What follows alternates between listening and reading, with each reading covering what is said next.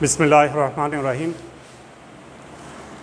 अल्हम्दुलिल्लाहि रब्बिल आलमीन वस्सलातु वस्सलामु अला रसूलिहिल करीम। আল্লাহর লাখো কোটি শুকরিয়া যে আমরা এই করোনা ভাইরাস আক্রান্ত অবস্থাতেও গোদাড়ি কলেজের অনলাইনের ক্লাস চালিয়ে যেতে পারছি।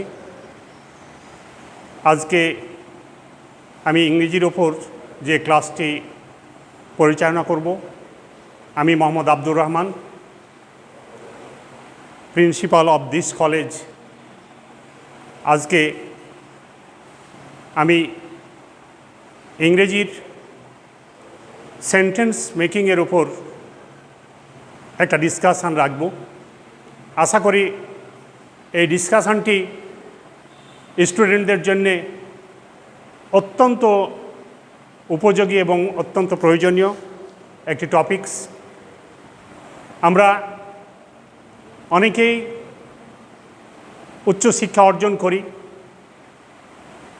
ছাত্ররা SSC, HSC, graduation, honours, masters complete করে, অথচ ইংরেজি সেন্টেন্স তৈরির ক্ষেত্রে তারা অত্যন্ত দুর্বল।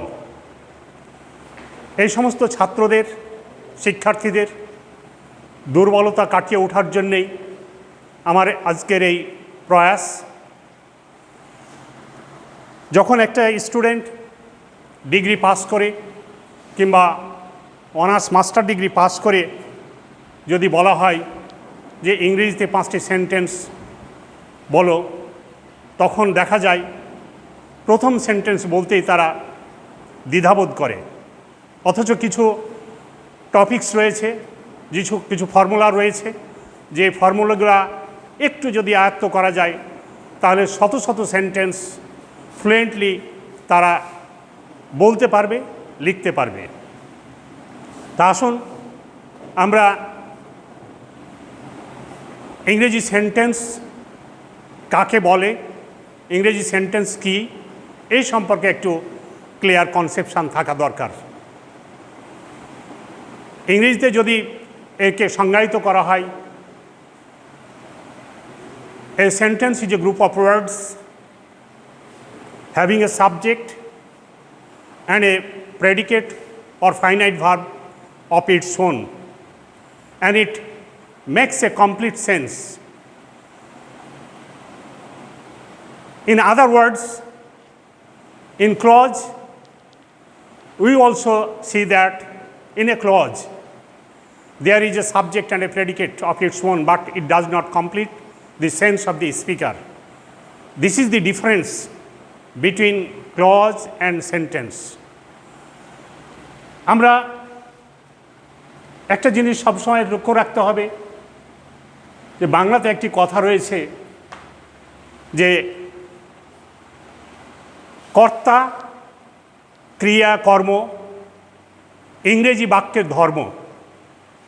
আমি আবার বলি, বিষয়টি সবার স্মরণ থাকা উচিত। কর্তা, ক্রিয়া, কর্ম ইংরেজি বাক্যের ধর্ম। মানে প্রথমে কর্তা বসবে, তারপর কর্ম বসবে, তারপর কর্তা বসবে, তারপর ক্রিয়া বসবে এবং শেষে বসবে কর্ম।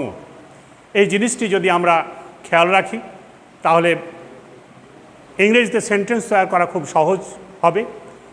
আমরা যদি এটিকে ইংরেজিতে বলতে চাই তাহলে হবে, প্রথমে হবে সাবজেক্ট, তারপর ভার্ব, তারপর অবজেক্ট বা এক্সটেনশন। এই অবজেক্ট এবং এক্সটেনশনের মধ্যে একটা ডিফারেন্স রয়েছে। এই ডিফারেন্সটি বুঝতে হলে আমাদেরকে ভার্ব নিয়ে একটু আলোকপাত করা দরকার। আমরা ডিকশনারি ওপেন করলেই যখন দেখি যে কিছু কিছু ভার্বের পর ভিআই লেখা আছে এবং কিছু ভার্বের পর ভিটি লেখা রয়েছে, প্রত্যেকটি ভার্বের পরে either VI or VT or at the same time একই ভার্বের পরে ভিটি এবং ভিআই উভয়টি রয়েছে। তো এই ভিটি এবং ভিআই এই বিষয়টি ক্লিয়ার থাকা দরকার। তাহলে ইংরেজি বাক্য তৈরি করতে গিয়ে আমরা কোনো সমস্যায় পড়ব না।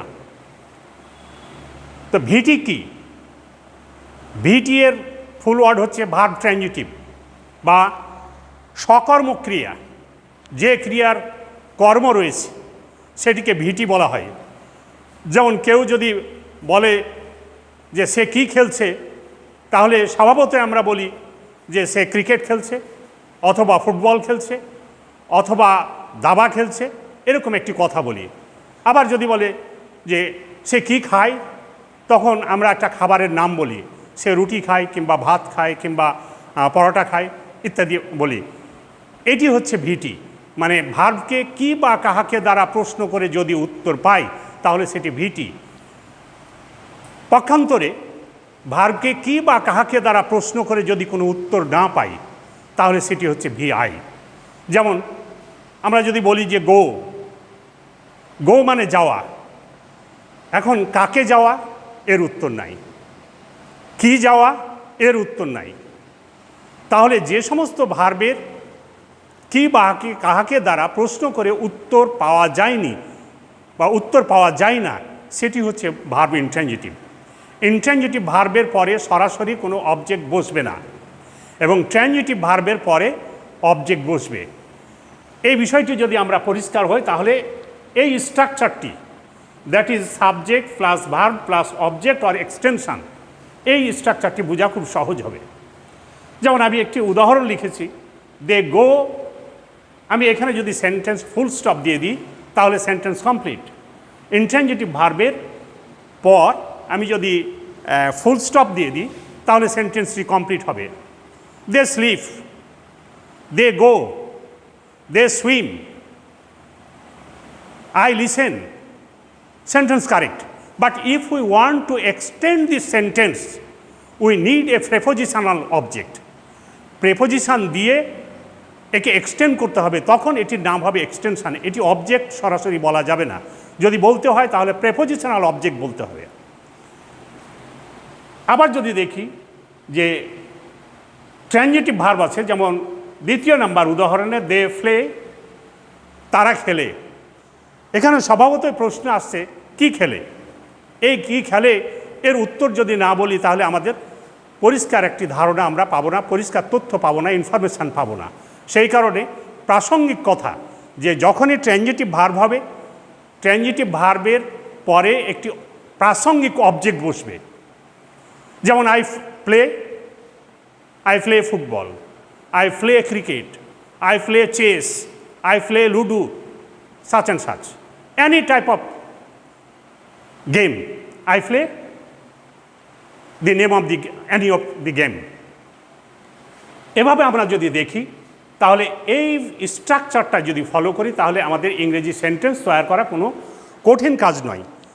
এখন এটি হচ্ছে বেসিক স্ট্রাকচার, যে প্রথমে সাবজেক্ট, তারপর ভার্ব বসবে, দেন অবজেক্ট বসবে। এটি বেসিক স্ট্রাকচার। এটিকে মূল ধরে আমাদেরকে সবসময় সেন্টেন্স বানাতে হবে। এখন সাবজেক্টের বিষয়টি নিয়ে আমি একটু কথা বলবো। আসলে আমরা যতগুলা বাক্য ব্যবহার করি তার অধিকাংশ সাবজেক্ট হচ্ছে ইংরেজিতে I, we, you, he, she, they, অথবা যে কোনো জিনিসের নাম। এই 7-8টি শব্দ সেন্টেন্সের সাবজেক্ট আকারে ব্যবহার হয়। অথচ অনেক সময় স্টুডেন্টকে জিজ্ঞাসা যদি করা যায় একটি সেন্টেন্স বলো, তারা সাবজেক্টের নামটাও বলতে পারে না। তো এই 7-8টা শব্দ এরা সাবজেক্ট হয়। তো সাবজেক্ট কাকে বলে? যে কাজ করতে পারে। আমি কাজ করতে পারি, আমি একটা গাছ লাগাতে পারি, গাছ কাটতে পারি, ঘাস কাটতে পারি। ঠিক একইভাবে আমরা ফুটবল খেলতে পারি, আমরা ঘর সাজাতে পারি, তাহলে আমরাও কাজ করতে পারি। যারা কাজ করতে পারে, যে সমস্ত শব্দ বা শব্দ সমষ্টি কোনো কাজ করতে পারে, সেটি হচ্ছে সাবজেক্ট। আর যে কাজটি করা হয় সেটি হচ্ছে অবজেক্ট। তাহলে প্রথমে আমাকে সাবজেক্ট বসাতে হবে। সাবজেক্ট বসাতে যদি চাই তাহলে আমি আই, উই, কিংবা হি, কিংবা সি, কিংবা ইউ, কিংবা দে দিয়ে আমরা সেন্টেন্স স্টার্ট করব। তারপরে একটি ভার্ব বসাবো। আমি কি কাজটি করতে চাচ্ছি, সাপোজ উই দিয়ে একটি সেন্টেন্স স্টার্ট করতে চাচ্ছি। উই রাইট, আমরা লিখি। কি লেখো? স্বভাবত একটা জিনিস লিখি, উই রাইট এসেজ, আমরা রচনা লিখি। এখন এটি একটি সেন্টেন্স হয়ে গেছে, it's a complete sentence. But এই সেন্টেন্সটাকে যদি আমরা আরও এনলার্জ করতে চাই, তাহলে সাবজেক্ট পজিশানে আরও কিছু দিব, অবজেক্ট পজিশানে আরও কিছু দিব, তাহলে সেন্টেন্সটা একটা হেলদি সেন্টেন্স হবে, একটা বড় সেন্টেন্স হবে। তাহলে উইকে আমরা কিভাবে আইডেন্টিফাই করতে পারবো, উইকে কিভাবে হেলদি করতে পারবো? We the students of intermediate class are writing an essay on liberation war, স্বাধীনতা যুদ্ধের ওপর আমরা একটা রচনা লিখছি, আমরা যারা ইন্টারমিডিয়েটের স্টুডেন্ট। তাহলে উই দিয়ে আমার আইডেন্টিফাই করা হয়েছে, একটা অতিরিক্ত তথ্য দেওয়া হয়েছে যে উই বলতে কারাকে বোঝাচ্ছে। তাহলে যে জায়গাতে বলেছিলাম উই রাইট অ্যান এসে, সেই জায়গাতে বললাম we the students of intermediate class of this college write an essay on liberation war. This is a healthy sentence. The healthy in the sense that the subject is a healthy one. Simultaneously or similarly, we can make the object healthy one. We write an essay depending on the topics entitled liberation war. তাহলে আমরা যে রচনাটি লিখছি সেই রচনাটি কিসের ওপর, এটাকে রচনাকে identify করা হয়েছে, রচনাটাকে বিশেষায়িত করা হয়েছে। ঠিক এইভাবে সাবজেক্ট এবং অবজেক্টকে এনহ্যান্স করা যায়। ঠিক একইভাবে ভার্বকে আমরা কিছুটা করতে পারি, ভার্বকে ততটা করার সুযোগ নেই। ভার্বের কিছু সাহায্যকারী ভার্ব রয়েছে, যে সাহায্যকারী ভার্বটি দিলে আমরা ভার্বটাকে কিছুটা হেলদি করতে পারি। কিংবা কিছু অ্যাডভার্ব রয়েছে, যে অ্যাডভার্বগুলো ভার্বকে মডিফাই করে, সেই অ্যাডভার্বগুলোকে ভার্বের আগে পরে দিলে কিছুটা ভার্ব হেলদি হয়, ভার্বটা একটু মোটা তাজা হয়, বা ভার্বটার পরিধিটা একটা বিস্তারিত হয়। ঠিক একইভাবে আমরা একটি কথা বলতে পারি যে একটি সেন্টেন্সকে যখন আমরা সাবজেক্ট ব্যবহার করব, সাবজেক্ট ব্যবহার করার পর সেখানে ভার্ব দিয়েছি, ভার্বটি হয়েছে ইন্ট্রানজিটিভ, তখন এটিকে আমরা আর একটু বড় করতে চাই, আর না হলে সেই জায়গাতে ফুল স্টপ দিতে হবে। তো আমরা একটু বড় করতে চাই, যেমন we come where, we come to college, আমরা কলেজে আসি। এখানে কামটা ইন্ট্রানজিটিভ ভার্ব, সেই কারণে আমরা কামের পর একটা প্রেপোজিশন দিয়ে অবজেক্ট দিয়েছি, যেটিকে আমরা অ্যাডভার্বিয়াল অবজেক্ট বা প্রেপোজিশনাল অবজেক্ট বলবো। তাহলে ইন্ট্রানজিটিভ ভার্বের পর আমরাকে প্রেপোজিশন দিয়ে সেটিকে এক্সটেন্ড করতে হবে। আর যদি ট্রানজিটিভ ভার্ব হয় তাহলে কোনো প্রেপোজিশনের প্রয়োজন হবে না, আমরা সরাসরি অবজেক্ট দেব। সেই অবজেক্টটি ডাইরেক্ট অবজেক্ট হতে পারে অথবা ইনডাইরেক্ট অবজেক্ট হতে পারে, কিংবা অ্যানিমেট অবজেক্ট আর ইনঅ্যানিমেট অবজেক্ট। আমরা অনেক সময়তে একই সেন্টেন্সে দুইটি অবজেক্টই ব্যবহার করতে পারি, ডাইরেক্ট অবজেক্টও থাকতে পারে, আবার ইনডাইরেক্ট অবজেক্টও নিয়েও থাকতে পারে, কিংবা দুইটাই থাকতে পারে। যেমন আই প্রেজেন্টেড হার এ কার, আমি তাকে একটি আই প্রেজেন্টেড হার আ কার।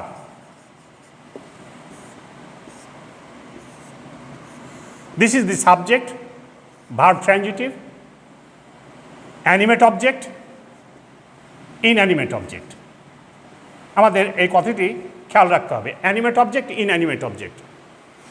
আগে অ্যানিমেট অবজেক্টই বসবে, তারপর ইনঅ্যানিমেট অবজেক্ট বসবে। যদি আমরা ইনঅ্যানিমেট অবজেক্ট পরে অ্যানিমেট অবজেক্ট পরে নিয়ে যাই তাহলে আছে কিছু প্রেপোজিশনের দরকার আছে। তবে শ্রুতিমধুর ইংরেজি হচ্ছে যে আগে প্রাণীবাচক অবজেক্টই বসবে, তারপর অপ্রাণীবাচক অবজেক্টই বসবে। এক্ষেত্রে ট্রানজিটিভ ভার্বের পর আমরা যে অবজেক্টটি বসিয়েছি এই অবজেক্টটিকে আমরা আবারও হেলদি করতে পারি। যেমন এই কারকে কেমন কার উপহার দিলাম, আই প্রেজেন্টেড হার এ কার। আমি আবার বলতে পারি I presented her a new কার। আমি তাকে একটা নতুন গাড়ি উপহার দিলাম।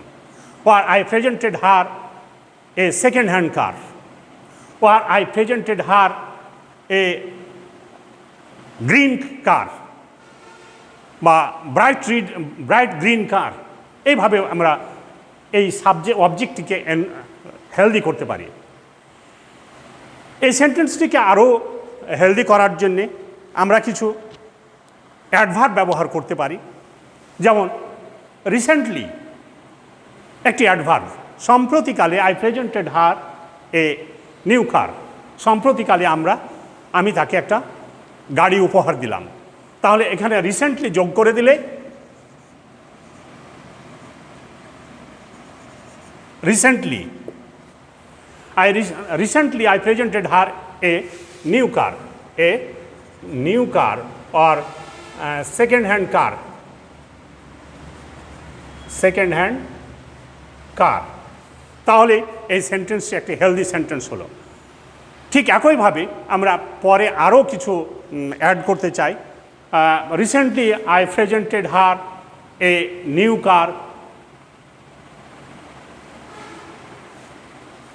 এখানে যদি কিছু অ্যাড করতে চাই সেটি হয়তো কমপ্লেক্স সেন্টেন্স হয়ে যাবে। আমি কমপ্লেক্স সেন্টেন্সে আজকে যেতে চাচ্ছি না। আমার মূল আলোচনার বিষয়টি যে সিম্পল সেন্টেন্স হবে, এবং এই সিম্পল সেন্টেন্সটি আমরা এই নিয়মগুলো যদি ফলো করি তাহলে শতাধিক সেন্টেন্স একেবারে এই ফর্মুলাতে খুব ইজিভাবে করা যাবে। যে প্রথমে সাবজেক্ট নিব, তারপর ভার্ব নিব, ভার্ব নেওয়ার পরে আমরা দেখব যে আমি যে ভার্বটি ইউজ করেছি সেই ভার্বটি ট্রানজিটিভ না ইনট্রানজিটিভ। যদি ইনট্রানজিটিভ ভার্ব হয় তাহলে তারপরে একটা প্রেপোজিশন দিয়ে আমি সেটিকে এক্সটেন্ড করব। আর যদি ট্রানজিটিভ ভার্ব হয় তাহলে তার পরে আমি অবজেক্ট বসাতে পারবো। এখন এই বিষয়টি আর একটু এনহান্স করা যায় যে suppose they go to school for why বা হোয়াই এ কথা যদি বলি তাহলে এটিকে আবার এক্সটেন্ড করতে পারে they go to school to attend the class. This is an infinitive phrase. It modifies the verb. Infinitive modifies the to go to school. School কেন যাচ্ছে আমরা সেটিকে মডিফাই করেছে, সেটি সম্পর্কে একটা অতিরিক্ত ধারণা দেওয়া হয়েছে। যেমন we go to Godagari to buy a book. আমরা গোদাগাড়ি যাচ্ছি বা গোদাগাড়ি যাই একটি বই কিনতে, তাহলে এই পারপাস বোঝানো হয়েছে। এই পারপাসটিকে যদি সার্ভ করতে চাই তাহলে আমরা অনেক সময়তে ইনফিনিটিভ ব্যবহার করতে পারবো, কিংবা ফর দিয়েও অনেক সময়তে সেন্টেন্সটাকে এনহান্স করা যায়, এক্সটেন্ড করা যায়। তো আমরা আজকে সিম্পল সেন্টেন্স সম্পর্কে এ পর্যন্তই। আমার এই ক্লাসে অ্যাটেন্ড করার জন্য সকলকে আমি ধন্যবাদ জানাচ্ছি। পরবর্তীতে আমরা আবার কমপ্লেক্স সেন্টেন্স এবং কম্পাউন্ড সেন্টেন্স নিয়ে তোমাদের সামনে হাজির হব, সেই অপেক্ষায় থাকলাম। ধন্যবাদ সবাইকে। আসসালামু আলাইকুম ওয়া রাহমাতুল্লাহ।